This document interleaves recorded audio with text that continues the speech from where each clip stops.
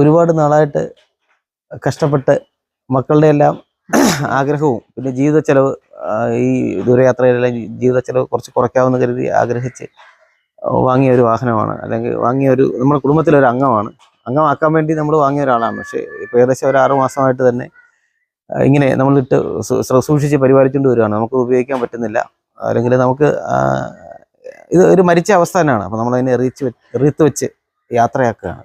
ആഗ്രഹം ഞങ്ങളുടെയും ഈ കുഞ്ഞുങ്ങളുടെയും എല്ലാവരുടെയും മനസ്സിൽ കൊണ്ടുവരുന്ന ആഗ്രഹം ഇതിനകത്തുള്ള യാത്ര, ശബ്ദമില്ലാത്ത ഒരു യാത്ര, ഒരു വേറെ ഒരു പിന്നെ കുഞ്ഞുങ്ങൾക്ക് ഇതിനകത്ത് പാട്ട് കേൾക്കണം, അങ്ങനെ ഒത്തിരി കാര്യങ്ങൾ അവർക്ക് ആഗ്രഹം ഉണ്ടായിരുന്നു.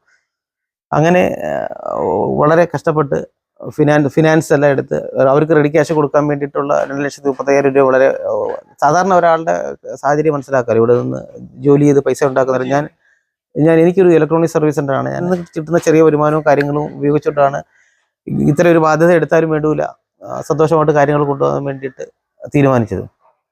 പക്ഷേ ഇപ്പോൾ വന്ന അവസ്ഥ ഇതാണ്. നമുക്ക് ഒരു ദിവസം പോലും ഇത്രയും വലിയ പുതുപുത്തൻ വാഹനം വന്നിട്ട് ഒരു ദിവസം, ഓണമൊക്കെ വന്നിരുന്നു, എല്ലാവരും ഇത്തരം വാഹനങ്ങളിൽ പോകുമ്പോൾ നമ്മളത് കണ്ട് വെറുതെ വിഷമിച്ചിരിക്കാനും അതിനുള്ള ഒരവസ്ഥ മാത്രമേ ഉണ്ടായുള്ളൂ. ശരിക്കും പറഞ്ഞു കഴിഞ്ഞാൽ ഒരു മാലയൊക്കെ ഇട്ടിട്ടാണ് തന്നു വിട്ടെ. മാല ഊരാൻ വേണ്ടിയിട്ട് സ്വഭാവമായിട്ട് ബോണറ്റ് തുറക്കണം. അങ്ങനെ ബോണറ്റ് തുറന്ന് അകത്തോട്ട് നോക്കുമ്പോഴേക്കും നമ്മുടെ പ്രതീക്ഷയെല്ലാം മങ്ങിപ്പോകുന്ന രീതിയിൽ കംപ്ലീറ്റ് തുരുമ്പിച്ച് ദ്രവിച്ച് വളരെ നാശമായ ഒരു വാഹനമാണ് നമുക്ക് തന്നത്. നമ്മളെ ഒരു പറ്റിച്ചല്ലോ എന്ന് പറയുന്ന ഒരവസ്ഥ വന്നപ്പോൾ, കാരണം ഇതിൻ്റെ എല്ലാം പ്രൊസീജിയറും കഴിഞ്ഞ് TP എടുത്തിട്ടാണ് നമുക്ക്, വൈഫിൻ്റെ പേരിലാണ് വാഹനം എടുത്തത്, എല്ലാം കഴിഞ്ഞിട്ടാണ് വാഹനം അവർ തന്നെന്ന് പറയുന്നത്. നമുക്ക് ഇങ്ങനെ ഒരു ചതിവ് ജീവിതത്തിൽ ഇതുവരെ പറ്റിയിട്ടില്ല. ഞാൻ അവസ്ഥ എന്ന് പറഞ്ഞാൽ ഇങ്ങനെയല്ല, ഇത് കംപ്ലീറ്റ് ദ്രവിച്ച് തുരുമ്പിച്ച് പച്ച കളർ, ഇതെല്ലാം പച്ച കളറും വേറെ എന്തൊക്കെയോ കളറും, ഈ സാധനങ്ങളെല്ലാം ശരിക്കും തുരുമ്പും മൊത്തം ഈ അഴുക്ക് കാടുപടലങ്ങൾ എന്ന് പറയുന്നത് അതുപോലെ തന്നെ വൃത്തികേടായ ഒരു വാഹനം. ഇതാരും തുറന്നുപോലും നോക്കാതെ തന്ന ഒരു രീതിയിൽ കിടക്കുന്ന ഒരു സാഹചര്യമായിരുന്നു. ഒന്നും അത് വിവരിക്കാൻ പറ്റൂല.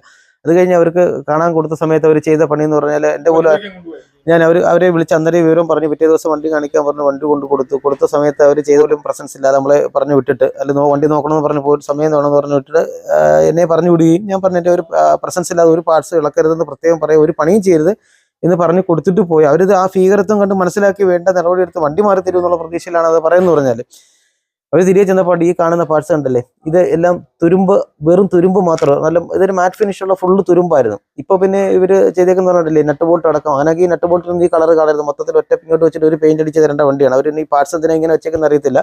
അതേ ഒരവസ്ഥയിൽ ഈ പാർട്സ് നിർത്തിയിട്ട് ഇതിന്റെ കംപ്ലീറ്റ് ഭാഗവും പെയിന്റ് അടിച്ചു. ഇത് നേരത്തെ ഉള്ളായിരുന്നു, ഇതേപോലെ മാറ്റ് ഫിനിഷ് ആയിരുന്നു നമ്മൾ കണ്ടിരുന്നത്. ഇപ്പോൾ വന്ന് നല്ല ഗ്ലോസി ആയിട്ട് കിടക്കുന്ന പെയിന്റും അടിച്ച് ഈ അവരെ കൊണ്ട് ചെയ്യാവുന്ന ഭാഗങ്ങൾ ഇതെല്ലാം ബഫ് ചെയ്ത് ഗ്രൈൻഡിങ് ചെയ്ത് ബഫും ചെയ്ത് ആ ഗ്രൈൻഡർ കൊണ്ടതിൻ്റെ പാട് ഇവിടെ എല്ലാം ഉണ്ട്. കണ്ടില്ലേ, വെപ്രാളത്തിൽ ഗ്രൈൻഡ് ചെയ്തതാണ് ഇതൊക്കെ. അപ്പോൾ ഗ്രൈൻഡർ കൊണ്ടതിൻ്റെ പാടാണ് ഈ കാണുന്നത്. അകത്തെ പെയിന്റുകൾ മൊത്തം പോയിട്ട് ആ മെറ്റീരിയൽ പുറത്ത് കാണുന്നത്. ഇവിടെയുണ്ട് ആ എന്തൊക്കെ കെമിക്കൽസ് ഉപയോഗിച്ച് അല്ലെങ്കിൽ എന്തോ ഉപയോഗിച്ച് ക്ലീൻ ചെയ്തായിരിക്കും, അല്ലെങ്കിൽ പെയിന്റ് അടിച്ചതിൻ്റെ തെറച്ച് വീണതാവാം, അതവിടെ കിടപ്പുണ്ട്. പിന്നെ ഈ സാധനങ്ങളെല്ലാം ഇതെല്ലാം ദ്രവിച്ചിരിക്കുകയാണ്. അത് ഇപ്പോഴെ തന്നെ കാണാം. ഇതൊക്കെ എന്ന് പറഞ്ഞാൽ 15 കൊല്ലം ഓടാൻ തന്ന വണ്ടിയാണ്, നമുക്ക് ഒരിക്കലും വിശ്വസിക്കാൻ പറ്റില്ല. നമ്മളൊക്കെ വാഹനം കണ്ട് അല്ലെങ്കിൽ ഇത് കണ്ട് മനസ്സിലാക്കുന്നവരല്ലേ. കണ്ട് ഇത് കംപ്ലീറ്റ് ദ്രവിച്ച് പൊടിഞ്ഞു പോയിക്കൊണ്ടേയിരിക്കുന്നു. അലുമിനിയം സാധനങ്ങളൊക്കെ അത് പൊടിഞ്ഞു പോയിക്കൊണ്ടേയിരിക്കുന്നു. അലുമിനിയം കാസ്റ്റാണ് ആവാം.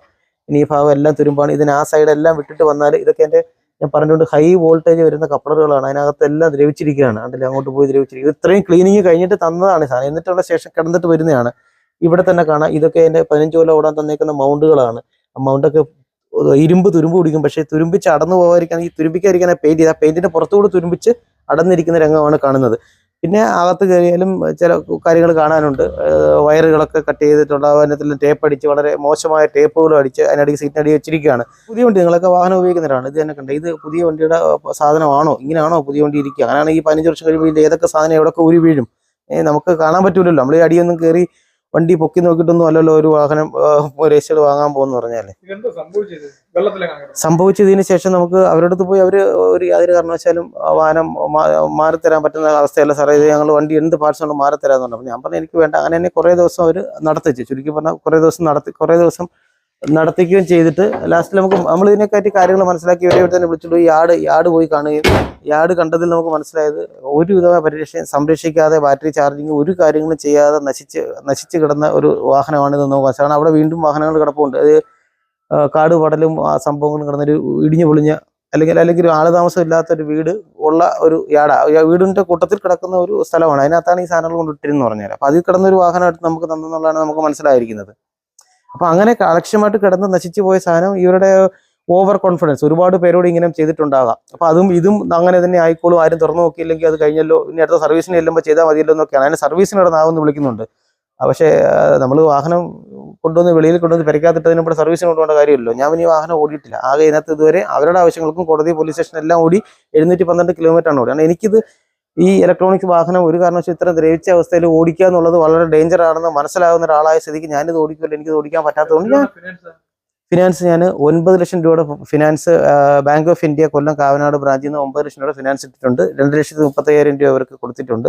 അങ്ങനെ 11,35,000 രൂപയായി. ഇതിന്റെ ഫിനാൻസ് തീരുമ്പോഴേക്കും ശരിക്കും 15 ലക്ഷം രൂപയാവും. അല്ല, ഇനി തുടർന്ന് ഇത് ഇട്ടിട്ട് പോയി അടയ്ക്കുന്ന ഒരവസ്ഥയെ പറ്റി യഥാർത്ഥത്തിൽ അറിയത്തില്ല. ഇനി ഇതിപ്പോ നമ്മള് വണ്ടീന് ജപ്തി എടുത്തുകൊണ്ട് പോകാനാണോ, അല്ലെങ്കിൽ ഈ പറഞ്ഞ വീട് ജപ്തി ചെയ്യാൻ വരാനാണോ? കാരണം വീടിന്റെ പ്രമാണവും സാധനങ്ങളൊക്കെ വെച്ചിട്ടാണ് കൊടുത്തിരുന്നത്. ഇതുവരെയുള്ള ഫിനാൻസ് എല്ലാം വളരെ കൃത്യമായിട്ട് അടച്ചിട്ടുണ്ട്. നമ്മൾ ഇത്രയും നാളും നമ്മുടെ സിവിലൊന്നും പോകാതിരിക്കാത്ത കൂടെ കാര്യങ്ങൾ മെയിൻറ്റെയിൻ ചെയ്താൽ പോയിക്കൊണ്ട്. പക്ഷേ ഇതെല്ലാം കൂടെ മെയിൻറ്റെയിൻ ചെയ്തിട്ട് പോകാൻ നമുക്ക് വാഹനം ഓടുവാണെങ്കിൽ അതിനുള്ള ചിലവുകളെങ്കിലും നമുക്ക് സേവ് ചെയ്യാമായിരുന്നു. പക്ഷേ ഇതാണ് ഇപ്പോഴത്തെ ഒരു സാഹചര്യം എന്ന് പറയുന്നത്. അതിനുശേഷം നമ്മൾ കൺസ്യൂമർ കോർട്ടിൽ പരാതി കൊടുത്ത് ഞാൻ പറയാറുണ്ട്. 5-6 മാസമായിട്ട് പോലീസ് സ്റ്റേഷൻ കോടതി, ഇന്നും എൻ്റെ കേസിൻ്റെ ദിവസമാണ്. ഞാനിപ്പോൾ കൊല്ലത്ത് കൺസ്യൂമർ കോർട്ടിൽ പോകാൻ വേണ്ടിയിട്ട് റെഡിയായി നിൽക്കുന്ന ഒരു അവസ്ഥയാണ് ഇപ്പോൾ കാണുന്നത്. ഞാനിപ്പോൾ ബാക്കിയുള്ളവർ ഇവിടെ നിൽക്കുന്നത്, ഞാനിപ്പോൾ പോകാൻ വേണ്ടി വീണ്ടും പോകുന്നു. രാവിലെ ഇറങ്ങിയിരിക്കുന്നു. ആരുടെ മുഖത്ത് സന്തോഷം വരില്ല. പിന്നെ സന്തോഷം കാണിക്കാൻ വേണ്ടി ഞങ്ങൾ ചിരിക്കുന്നു എന്നുള്ളത് മാത്രമേ ഉള്ളൂ, വേറെ ഒന്നും തോന്നണ്ട. കൺസ്യൂമർ കോർട്ടിൽ കേസ് കൊടുത്തിട്ട് ഇനിയിപ്പോൾ എൻ്റെ എക്സ്പെർട്ട് ടീമിനെ വെക്കാൻ വേണ്ടിയിട്ട് നമ്മൾ ടീമിനെ കുറച്ച് ആൾക്കാരെ യഥാർത്ഥത്തിൽ അതിനോട് ടീമിനെ ഉണ്ടെന്ന് വെച്ച് തന്നെ ശരിക്കും കണ്ടെത്താൻ വളരെ ബുദ്ധിമുട്ടി. കാരണം ഇത് ആരാണ് എക്സ്പെർട്ട്, EVയുടെ എക്സ്പെർട്ട് എന്ന് വെച്ചാൽ അറിയില്ല. വാഹനം ഇവിടെ ശരിക്കും ഇറങ്ങുന്നുണ്ട്. ഇതിന് ആരെ കൊടുത്താൽ എക്സ്പെർട്ട് ആവും, മറ്റവർക്ക് തൃപ്തിയാവും, നമുക്കും യഥാർത്ഥത്തിൽ അറിയത്തില്ല. പിന്നെ ഇത് സ്ഥലം കൊല്ലം കൊട്ടാരക്കര തലവൂരാണ് സ്ഥലം. പേര് സുരേഷ് കുമാർ. പിന്നെ അതിനെപ്പോൾ തുടർന്ന് നമ്മൾ ഇത്രയും നാളായി അവരൊന്നും തിരിഞ്ഞു നോക്കാതെ. കാരണം നമ്മൾ പോലീസ് സ്റ്റേഷനിൽ കേസ് കൊടുത്തു. പോലീസ് സ്റ്റേഷനിൽ പോയി നമുക്ക് യാതൊരു നീതിയും കിട്ടിയില്ല. അവർ നമ്മളെ വെറുതെ കാര്യങ്ങളെല്ലാം വെറുതെ മടക്കി അയക്കുകയാണ് ചെയ്തത്. പിന്നെ ഹയർ അതോറിറ്റിയിൽ നമ്മൾ കൊടുത്തു. അവിടെയും വന്ന് തിരികെ ഇവിടെ എത്തിയിട്ട് വീണ്ടും അവർക്ക് കേസെടുക്കാൻ പറ്റത്തില്ലെന്നും പറഞ്ഞ് ഇതൊരു ചീറ്റിംഗ് കേസല്ല, ഇത്രയും വലിയ ചീറ്റിംഗ്. അതായത് അറിഞ്ഞുകൊണ്ട് അവരിത് പർപ്പസ്ലി ഇവരൊരു 4 പേരാണ് ഞാൻ പറഞ്ഞിട്ടുണ്ട്. ഒന്ന് അവിടുത്തെ സെയിൽസ് എക്സിക്യൂട്ടീവ് ധന്യ, പിന്നെ അതിൻ്റെ ടീം ലീഡറായ സജിലാൽ. ഈ സജിലാൽ എന്ന് പറയുന്നത് യഥാർത്ഥത്തിൽ എൻ്റെ ഒരു പഴയകാല സുഹൃത്തായിരുന്നു. അദ്ദേഹത്തെ വിശ്വസിച്ചത് കാരണമാണ് ഈ കൂടെ ഇരുന്ന് വിശ്വസിച്ചുകൊണ്ട് ഇത്രയും വലിയൊരു വഞ്ചന കാണിച്ചെന്ന് പറയുന്നത്.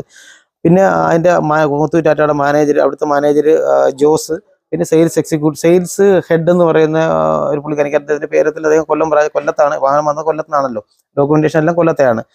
ഇത്രയും പേര് വളരെ വ്യക്തമായിട്ട് അറിഞ്ഞുകൊണ്ട് തന്നെ ഈ വാഹനം ഇങ്ങനെ ഒരു അവസരത്തിൽ അവർ എന്നെ കാണിച്ചത് വളരെ വ്യക്തമായി നല്ല വാഹനമാണ് കാണിച്ചത്. എന്നിട്ട് ഈ സാധനം നമ്മുടെ തലയിൽ അടിച്ചേൽപ്പിക്കുകയും ചെയ്യുന്നത് ശരിക്കും ഇതൊരു വിശ്വാസവഞ്ചനയാണ്, നല്ലൊരു ചതുവാണ് നടന്നിരിക്കുന്നത്. ഇത്രയും വലിയ ചതുവ് നടന്നിട്ടും കംപ്ലീറ്റ് തെളിവോടും കൂടി ഒരു മണ്ടൻ ഈ പേപ്പറുമായിട്ട് പോലീസ് സ്റ്റേഷനിൽ അവിടെയും കയറി ഇറങ്ങി അവരെ എല്ലാം കാണിച്ചിട്ട് പോലും അവർക്ക് ഇതിനെതിരെ ഒരു കേസെടുക്കാൻ പറ്റത്തില്ലെങ്കിൽ പിന്നെ എന്തിനാണ് ഇവിടെ ഇരിക്കുന്നത്? ഇവർക്ക് എന്ത് തെളിവാണ് വേണ്ടുന്നത്? നമ്മൾ ഇത്രയധികം തെളിവ് കൊടുത്തൊക്കെ പോലും അവർക്ക് പറ്റുന്നില്ല, ഇതിന് കേസെടുക്കാൻ പറ്റില്ല. അവർ അവിടുത്തെ ചില പോലീസുകാർ നമുക്ക് ചില ഉദാഹരണങ്ങളൊക്കെ തന്നു, വണ്ടി മാറി കിട്ടാത്തതിൻ്റെ കാരണങ്ങൾ. പക്ഷെ അതൊന്നും ഇവിടെ പറയാൻ കൊള്ളാത്തതുകൊണ്ട് പറയുന്നത്. കാരണം അവരെ ഉപദ്രവിക്കണമെന്ന് നമ്മൾ ഉദ്ദേശിക്കുന്നത്. കാരണം അവർ ഒന്നും തങ്ങൾ സിങ്ക് ആവാത്ത തരം, അല്ലെങ്കിൽ നമ്മൾ ഒന്നും അറിയാത്ത ഒരാൾ ചെന്ന അവസ്ഥയിലാണ് ഉദാഹരണങ്ങൾ നമ്മുടെ അടുത്ത് പറഞ്ഞത് തന്നെ. അതുകൊണ്ട് അത് നമ്മളിവിടെ പറയുന്നില്ല. ഇതാണ് ഒരു പോലീസ് സ്റ്റേഷനിൽ പോയപ്പോൾ നമുക്ക് കിട്ടിയ അവസ്ഥ. പിന്നെ ഞാനിപ്പോൾ അല്ലാതെ തന്നെ ഇപ്പോൾ ഒരു കേസ് വേറെ മൂവ് ചെയ്തിട്ടുണ്ട്.